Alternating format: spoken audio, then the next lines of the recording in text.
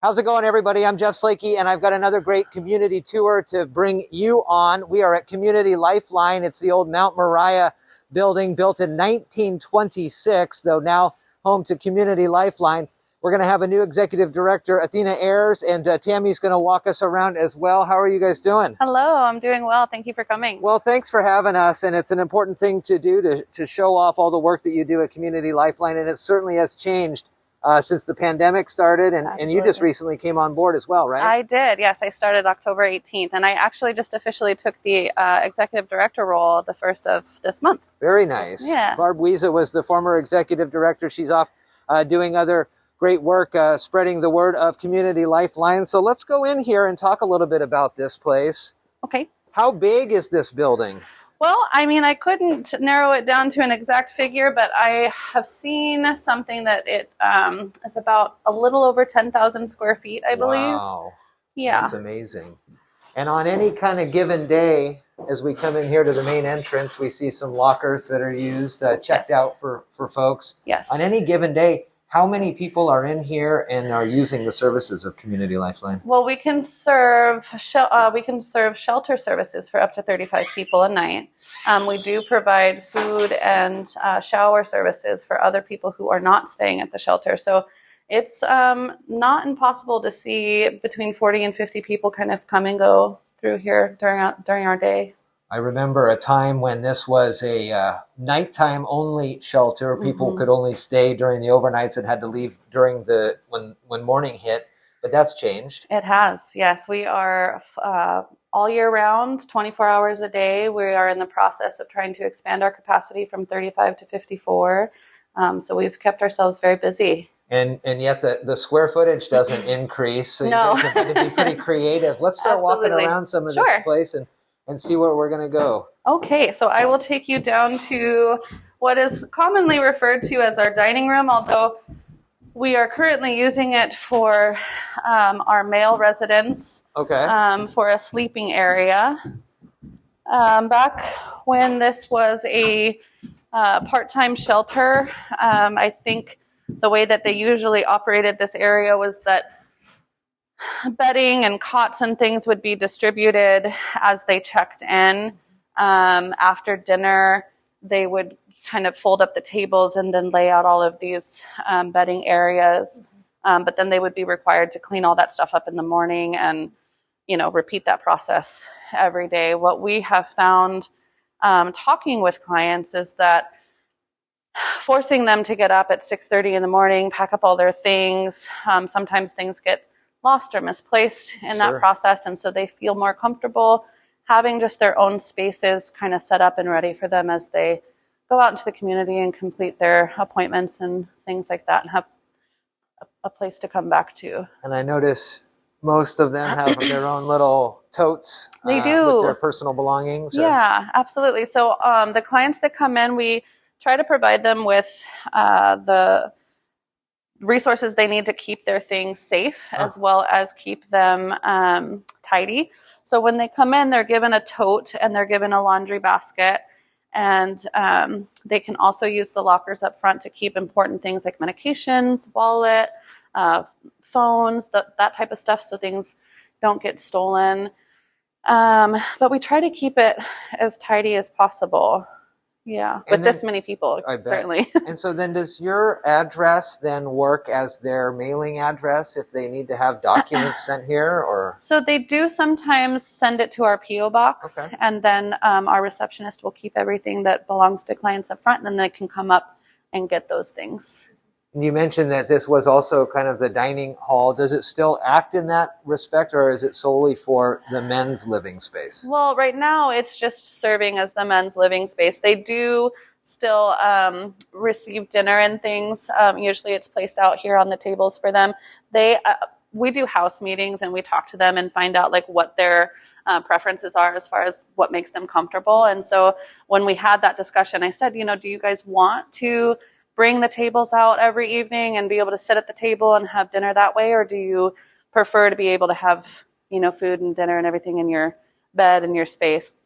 And they all voted that this is what they wanted. So yeah, that's what we did. I see that there's spacing out there, you have to go through all that with the guidance of the CDC and things like that. Yes, we do. We try to make sure that people have at least 6 feet apart, and the ones that are more closer together, they're sleeping head to foot so that they're still respecting that distance.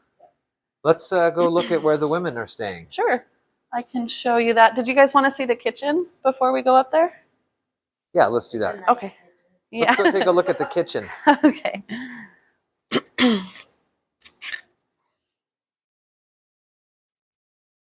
So, in my opinion, this is one of the better spaces in our building. Oh, wow. Our equipment is relatively new. Our kitchen is very well kept and clean. We do provide meals every day from here. The clients are provided with breakfast. Sometimes we'll put out sandwiches and things for lunch, but we always certainly do dinner for them as well. So we have a kitchen staff that is amazing, and the clients love to have hot, warm meals provided for them. Yeah. Volunteers that come out and help with the meals? We do. We certainly have volunteers. We would love to have more volunteers. We used to have a larger group of people that would come out prior to COVID. Unfortunately, the pandemic has definitely put a strain on that, and so sometimes it gets a little challenging. But we are always open to having people come out and volunteer. It is nice in here. Yeah. And it is something, too, about a nice hot meal. Absolutely. A nice meal. Absolutely. So this is currently an extension of the women's room. We do have some residents staying here. This is kind of one of, in addition to the areas downstairs that I would like to see improved. Sure. When you talk about improvements, what are some of your top level items that the community can help out with here, or help raise money, or help in other ways? Yeah, absolutely. So we're currently in the process of expanding our capacity from 35 to 54. Sure. And part of that process is that we have a list of things that we need to finish and complete. Part of that is adding some heating into some of our rooms, lighting, fixing the stairs. So there's just some renovation things, better lighting and surveillance on the perimeter of the building. Okay. So yeah, any kind of support from the community and making those things happen would be absolutely amazing. I noticed some house rules down in the men's area. What are some of the standards that you work to uphold here? Things like that. Yeah, so respect and dignity is a huge one. Safety is definitely amongst the top priorities. We have a lot of people here who are struggling with different things along their journey. That might look like mental health or chemical dependency disorders, domestic violence, sexual assault, victims of crime. There's a lot of things happening, and everybody has their own individual story. And so it is a priority of mine that when they come to Community Lifeline, that they are in a safe place and also being treated with respect and dignity. We want to help support them and help them transition into better living situations. And we don't want this to kind of add to the trauma of their already existing experiences. Sure. So, sure. Yeah.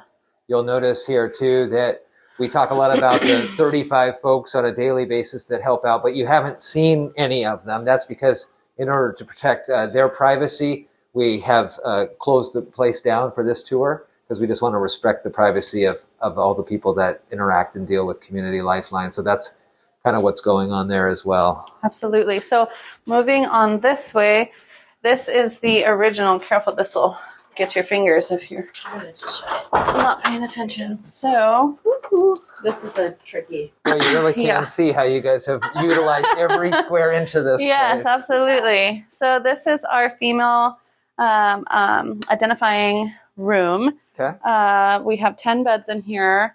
There is also a bathroom over here. Okay. Unfortunately, right now, this is the only bathroom we have upstairs. So Right now, we can currently house up to 16 females, and having only one bathroom is a bit of a challenge. Sure. So, and then if you want to follow me over here, I'll show you the space in which we're going to make that capacity growth happen. And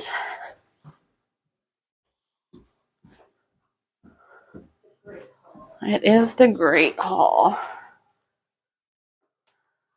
Oh my, look at this. Yeah. So this was put up during COVID. They were trying to create some kind of a quarantined area. Okay. It will come down here shortly as they start the projects in this room.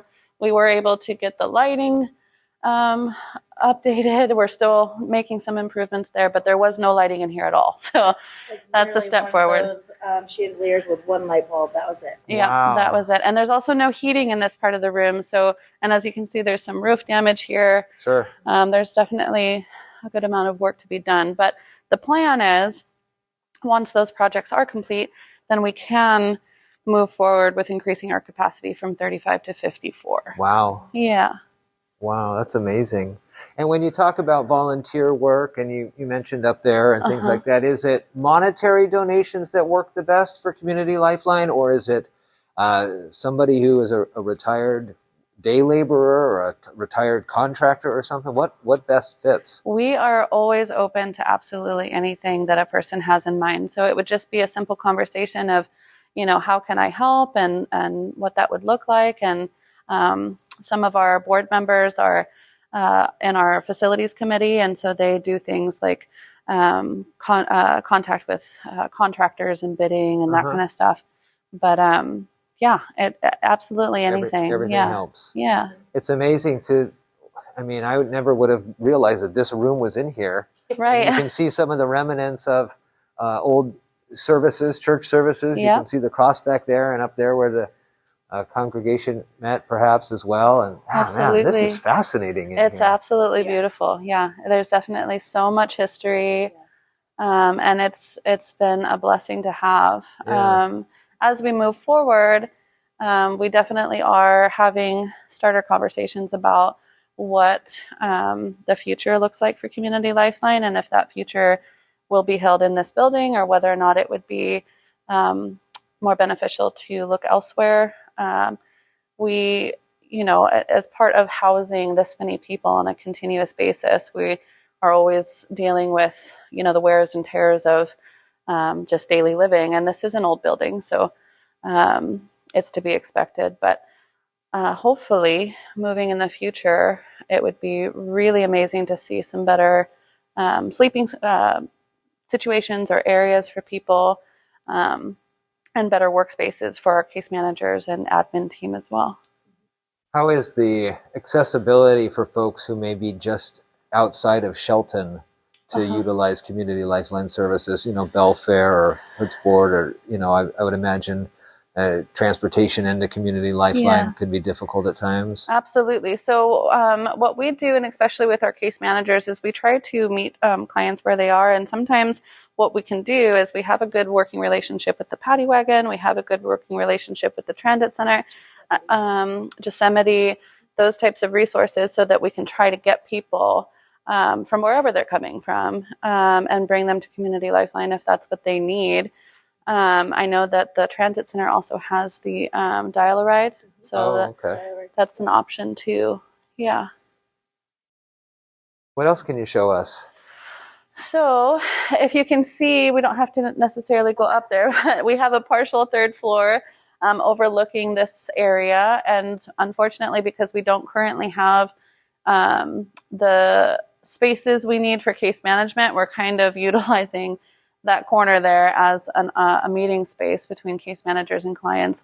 The challenge with that is that clearly there's some accessibility challenges, being on the third floor. And so folks that are dealing with disabilities or things of that nature are met with a case manager downstairs. But eventually, as we move forward with renovations and talks of perhaps a new building and that kind of thing, having adequate case management space, as well as upgraded and respectable living spaces, is a big priority of mine too.